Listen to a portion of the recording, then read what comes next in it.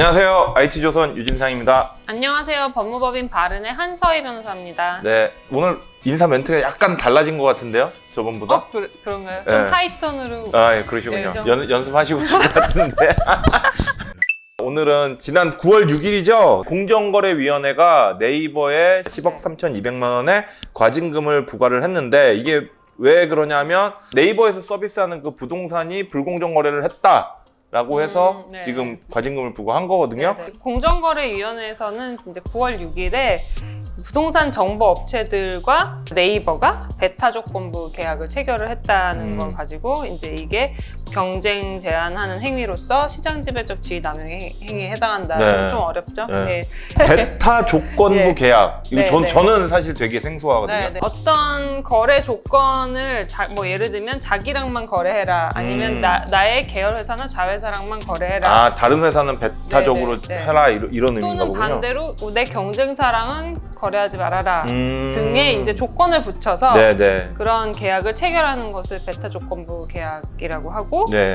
요런 행위를 했다는 이유로 지금 처분을 받은 제재를 받은 사안입니다. 근데 공정위가 그렇게 판단한 근거는 뭐예요? 이게 사안이 카카오가 관련된 사안이에요. 네. 네이버가 2003년도에 부동산 서비스를 시작을 했고, 그다음에 카카오가 2015년도에 시작을 했거든요. 네이버가 워낙에 이 시장을 잡고 있었고, 카카오가 이제 들어가려고 하는데 못 들어가고, 결국은 이거를 직방에다 이제 서비스를 넘겨버렸어요. 네. 그래서 두 번의 제휴 시도가 있었다. 공정거래위원회 보도자료를 이제 근거로 제가 말씀드리면 2015년 2월에 한번 제휴를 시도하려고 했고 2017년에 제휴를 시도하려고 했는데, 이 제휴 대상이 뭐냐면 부동산 정보를 제공하는 업체들, 제휴를 좀 맺어서 정보를 받고 싶어 했던 거예요. 네. 근데 이제 총 8개 업체 중에서 네이버랑 제휴된 업체가 8개였고, 그 중에서 7개 업체와 상대로 이제 협상을 한 거죠. 뭐 매물과 관련해서 매물을 좀 제공해달라, 이런 제휴를 추진을 했는데, 그걸 하려고 하니 이제 그 당시에 이제 네이버랑 이미 다 계약이 체결된 업체들이었잖아요. 그 업체들로 하여금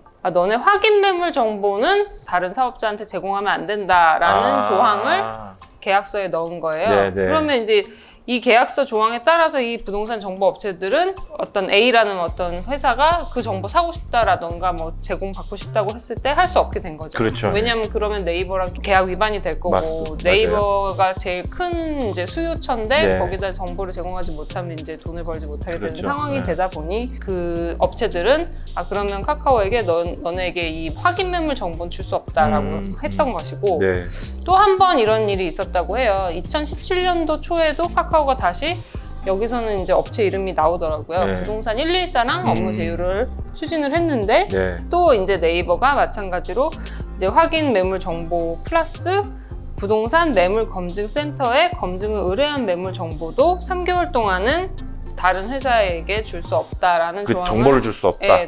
넣은 거죠. 그 조항 때문에 이제 또 이 부동산 114라는 업체는 다시 카카오에게 이 정보를 제공할 수 없게 된 거고, 그러면 이제 카카오 입장에서는 이 업무 제휴를 추진하는 걸 이제 할 수 없다라고 결정을 내린 것 같아요. 그래서 이제 제대로 된 사업을 하지 못한 채 아까 말씀하신 대로 직방에게 그 사업을 이전하게 된 그런 사안입니다. 네이버에 적용한 법적 근거는 뭐예요? 그러니까 두 가지인데요. 우선은 시장 지배적 지위 남용 행위라는 거 한 가지가 있고, 또 한 가지는 불공정 거래 행위라는 게 있어요. 시장 지배적 지위 남용 행위는 이제 그 어떤 관련 시장이라고 하는데, 그 사업자가 포함되어 있는 그 시장 내에서 시장 점유율이 굉장히 높은 사업자에게 적용되는 조항이고, 불공정 거래 행위는 그 시장 점유율은 이 판단의 요건은 되지 못하고 어쨌든 이제 불공정한 행위를 했다는 이유로 불공정 거래 행위에도 해당한다고 이제 그러니까 의결을 한 거죠. 네이버 입장은 좀 어떻게 보세요? 네이버는 지금 행정소송을 제기할 의사를 밝혔는데요.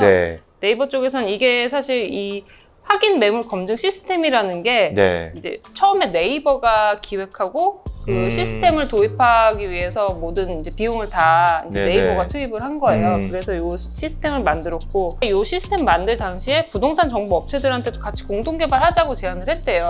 근데 이제 이 부동산 정보 업체들은 다 그걸 거절을 한 거예요. 그럼 네이버가 다 독자적으로 개발을 한 거네요. 그렇다고 해요. 여기서 문제되는 정보가 확인 매물 정보였거든요. 사실은. 카카오에서는 이 확인 매물 정보를 받고 싶어 했던 거고, 네이버는 이 확인 매물 정보를 주지 말아라 라고 한 거예요. 근데 그 근본이 되는 시스템은 내가 개발한 것인데 네. 아, 왜 이거를 그냥 이용하게 하냐, 무임승차를 하게 해도 되는 거냐, 이건 이렇게 하면 대체 어느 사업자가 자기 돈을 들여서 새로운 시스템을 만들겠냐, 이런 게 이제 큰 논리 구조의 하나인 것 같아요. 확인 매물이라는 게 사실은 우리가 흔히 얘기하는 그 허위 매물, 네. 네이버가 이제 허위 매물을 걸르기 위해서 만든 게 네, 이제 네. 이 확인 매물 네, 시스템이고 맞아요.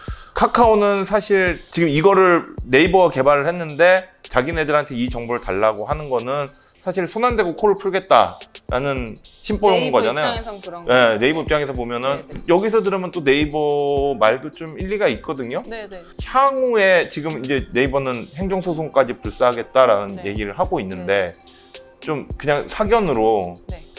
어떻게 될 것 같으세요? 이 소송이 만약에 쭉 가게 되면?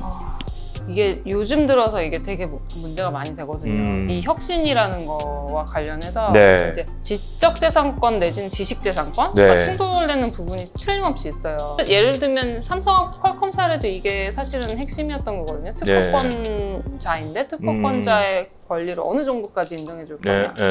이것도 이제 네이버 쪽에서는 지식재산권의 산물이다 이렇게 얘기를 하고 있어요. 네, 물론 시스템 자체는 특허권 대상이지만 그 확인된 정보는 특허권으로 보호받는 정보는 아닌 건 맞아요. 아, 그래요? 법률상 그러니까 예를 들면 특허를 내는 건 우리 시스템에 대한 특허를 내거나 비즈니스 모델에 대해서 특허를 내지 네. 그걸로 확인받은 정보 자체가 그 정보가 특허권의 대상이 되는 건 아니거든요. 아 이거 어렵다. 그렇지만 분명한 건 이걸 만들기 위한 어떤 모든 비용을 네이버가 댔기 때문에 네. 그렇다면 정보에 대한 권리를 주장하는 건 정당할 수는 있다는 거죠.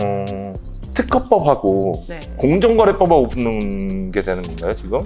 약간 그런 측면도 있죠. 근데 네. 공정거래법에는 59조에 이런 네. 특허권과 같은 것에 대상이 되는 경우에는 공정거래법에 적용을 하지 않는다는 조항이 있어요.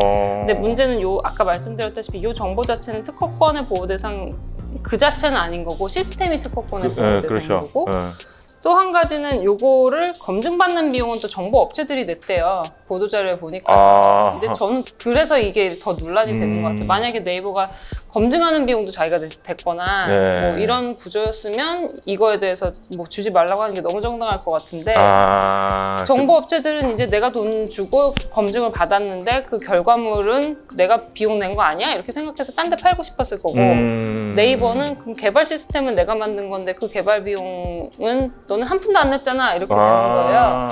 그래서 여기가 되게 애매한 지점이구나. 야 지금 이게 저는 이게 지금 그냥 단순히 네이버하고 네. 공정거래위원회하고의 싸움인 네. 줄 알았는데 거기에 또 제3자 그 부동산 정보업체들 또 끼어 들어오는군요 여기에. 문제는 부동산 정보 업체들은 우선은 요 매물 정보 확인 인증 받은 건 어떻게 영업비밀의 보호 대상이 되긴 어려운 거고 그렇다고 해서 시스템과 관련해서 이거 검증하는 내용에 대해서 정보를 유출한 건 아닌 거고 네.